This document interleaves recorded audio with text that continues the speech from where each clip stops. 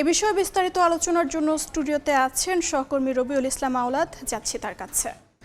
Rabiul, Iran ও যুক্তরাষ্ট্র নিয়ে সবশেষ কি তথ্য আছে আপনার কাছে? এই মুহূর্তে সবশেষ তথ্য হলো যুদ্ধবিরতি যে কার্যকর হয়েছে, যুদ্ধবিরতির পরেও ইসরায়েলের বিরুদ্ধে ইরানে হামলার অভিযোগ উঠেছে এবং ইরানের পক্ষ থেকেও ছোড়া মিসাইল ক্ষেপণাস্ত্র প্রতিহতের দাবি করেছে ইসরায়েল। তবে এখন পর্যন্ত সবচেয়ে স্বস্তির খবর যে দীর্ঘ লড়াই এবং সংঘাতের পর রক্তক্ষয়ী সংঘাত যে উত্তপ্ত ছিল মধ্যপ্রাচ্যের, পাল্টা হামলা এই যে পরিস্থিতি ছিল সেই পরিস্থিতির হয়তো কিছুটা কমবে। সেটা মধ্যস্থতা ছিল পাকিস্তান, এবং পাকিস্তানের মধ্যস্থতার পরপরই কিন্তু যুক্তরাষ্ট্রগুলো রয়েছে। আমরা একটু দেখে আসি। আমরা এর মধ্যে জানতে পেরেছি অর্জিতা যে 2 সপ্তাহের যুদ্ধবিরতিতে সম্মত হয়েছে যুক্তরাষ্ট্র ইরান, এবং এই পাকিস্তানের পক্ষ থেকে বলা হয়েছে যে লেবানন সহ সর্বত্র কার্যকর হবে এই যুদ্ধবিরতি। তবে এরই মধ্যে কিছুক্ষণ আগে আমরা দেখতে পাচ্ছি যে ইসরায়েলের পক্ষ থেকে বলা হয়েছে যে আমরা ট্রাম্পের এই যুদ্ধবিরতির উদ্যোগকে স্বাগত জানাই, তবে এখন পর্যন্ত যে যুদ্ধবিরতি সেই যুদ্ধবিরতি আমরা কেবল ইরানের ক্ষেত্রে মানব, কিন্তু লেবাননে এই যুদ্ধবিরতি কার্যকর হবে না। অর্থাৎ পাকিস্তানের পক্ষ থেকে যে কথাটা বলা হয়েছে সেই কথাটা কিন্তু মানছে না ইসরায়েল। আরেকটি বিষয় যে ইসলামাবাদের 10ই এপ্রিল আলোচনার কথা রয়েছে, এবং সেই আলোচনায় তেহরানের পক্ষ থেকে যে শর্ত আরোপ করা হয়েছে, অর্থাৎ তারা যে শর্ত দিয়েছে সেই শর্তের পাশাপাশি আরও বিস্তারিত বিষয় স্থায়ী যুদ্ধবিরতি কীভাবে কার্যকর করা যায় সে বিষয়ে ইসলামাবাদে আলোচনা হবে, এবং সেই আলোচনায় ইরান এবং যুক্তরাষ্ট্র উভয় দেশের প্রতিনিধির উপস্থিত থাকার কথা রয়েছে।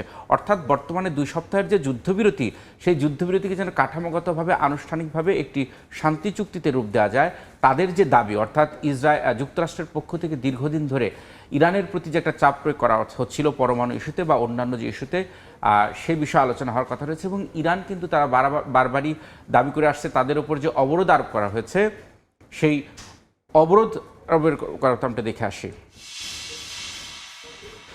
আমরা এর মধ্যে কিন্তু এই যুদ্ধবিরতির আওতায় কিন্তু হরমুজ প্রণালী দিয়ে নিরাপদ যাতায়াতের কথা বলা হয়েছে ইরান, অর্থাৎ যদি তাদের ওপর কোনো ধরনের হামলা না হয় তাহলে তারা শর্ত সাপেক্ষে, অর্থাৎ তাদের যে শক্তিশালী নিরাপত্তা বাহিনী রয়েছে তাদের দাবি যে বিবৃতি রয়েছে সেই বিবৃতিতে উল্লেখ করা হয়েছে তাদের যে শক্তিশালী সামরিক বাহিনী রয়েছে সেই সামরিক বাহিনীর সাথে সমন্বয় করে হরমুজ প্রণালী নিরাপদে যাতায়াত করা যাবে, মালবাহী জাহাজ বা ট্যাঙ্কার সব কিছুই।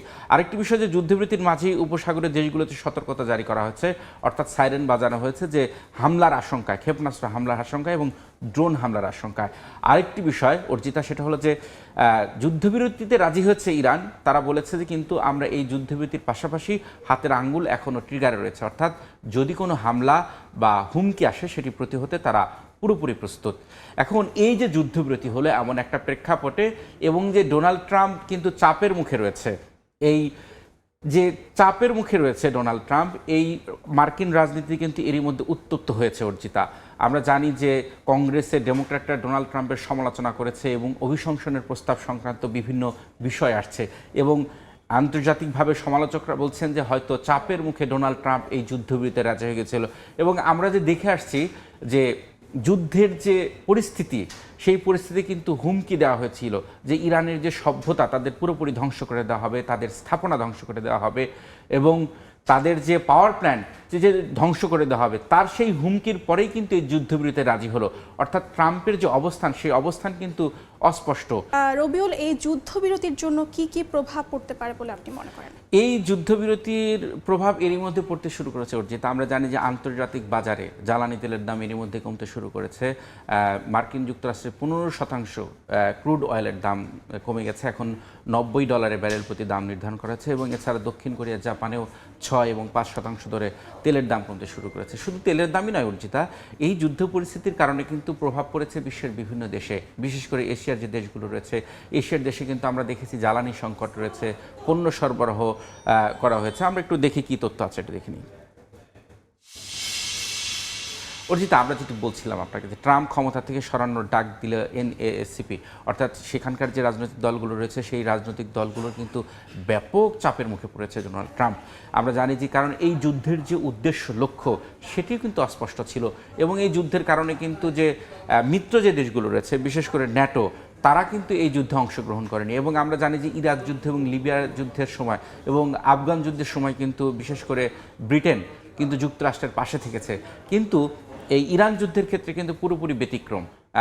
ব্রিটিশ প্রধানমন্ত্রী কেয়ার স্টারমার তিনি কিন্তু বলেছিলেন যে তাদের এই যুদ্ধ নয়, তাদের সেনাবাহিনীকে মৃত্যুর মুখে ঠেলে দিতে পারেন না এবং এই যুদ্ধে তাদের সামরিক বাহিনী কোনোভাবে অংশ নেবে না। এমনকি ইউরোপের যে দেশ শক্তিশালী, আমরা জানি যে ন্যাটোর যে দেশগুলো রয়েছে সেই দেশগুলো কিন্তু বিশেষ করে ইতালি, স্পেন, এই দেশগুলো কিন্তু খুবই সোচ্চার ছিল এই যুদ্ধের বিরুদ্ধে। এমনকি যুক্তরাষ্ট্রকে তাদের যে ঘাঁটি রয়েছে, সামরিক ঘাঁটি, সেই ঘাঁটিও ব্যবহার করতে দেয়নি এবং তারা বলেছে যে এই যুদ্ধের আসলে কি যে মানে যে স্বার্থ রয়েছে ট্রাম্পের, সেই স্বার্থ অস্পষ্ট। আরেকটি বিষয়, আপনি যে প্রভাব বিস্তারের কথা বললেন, জ্বালানি তেলের পাশাপাশি আমরা জানি যে শেয়ার বাজারও ঊর্ধ্বমুখী রয়েছে এবং বিশেষ করে এশিয়ার যে দেশগুলো রয়েছে যারা মধ্যপ্রাচ্যের জ্বালানি তেলের উপর নির্ভরশীল, তাদের একটা স্বস্তির খবর, অর্থাৎ দেশে দেশে যে জ্বালানি সংকট ছিল, এলএনজি সংকট ছিল, সেই সংকট হয়তো খুব দ্রুত কেটে যেতে পারে যদি হরমুজ প্রণালী পুরোপুরি খুলে দেওয়া হয়। অর্জিতা। রবিউল, আপনাকে অসংখ্য ধন্যবাদ। আপনাকেও ধন্যবাদ। ইরান যুক্তরাষ্ট্র উত্তেজনার সবশেষ তথ্য জানাচ্ছিলেন সহকর্মী রবিউল ইসলাম আওলাদ।